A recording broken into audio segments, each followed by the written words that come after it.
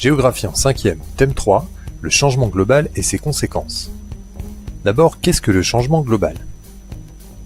Le changement global, c'est l'ensemble des changements qui affectent le climat et l'environnement sur la planète.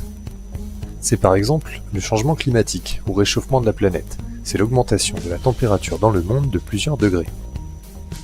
Ce réchauffement est lié aux émissions de gaz à effet de serre.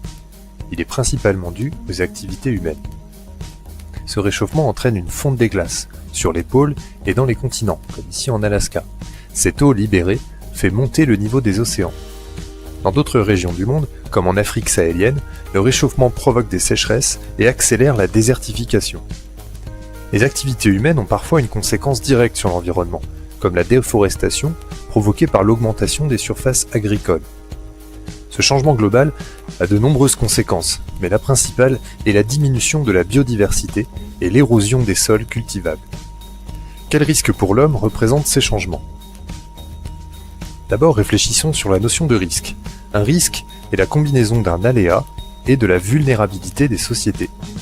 Par exemple, le risque pour une ville d'être détruite par un cyclone est composé d'un aléa, le cyclone, et d'une vulnérabilité, la présence d'une ville en bord de mer.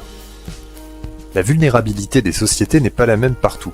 Les pays riches sont moins vulnérables. Ces pays ont la capacité de s'adapter au changement. Ils peuvent construire des digues, ils peuvent reconstruire après les catastrophes, ou utiliser des énergies renouvelables. Leur capacité à s'adapter et à se reconstruire après une catastrophe est plus élevée. On parle de résilience. La vulnérabilité des pays les plus pauvres est beaucoup plus forte. Ils n'ont pas les moyens de construire des digues suffisantes, ou d'informer leur population correctement.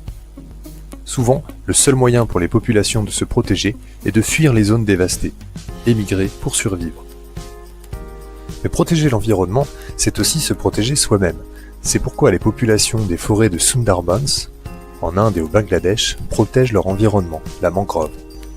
La mangrove est une forêt côtière qui protège naturellement contre les cyclones et est très riche en biodiversité. Face à ces changements, et pour réduire la vulnérabilité, il est nécessaire de s'adapter. Les dirigeants du monde ont commencé à prendre conscience de cette nécessité. Ils ont signé en 2015 à Paris un accord visant à réduire les émissions de gaz à effet de serre.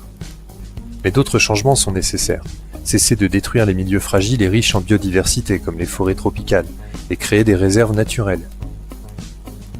Mais aussi repenser la manière d'habiter notre planète, construire des villes qui respectent l'environnement, notamment par des transports non polluants. En résumé, le changement global, c'est tous les changements qui affectent le climat et l'environnement.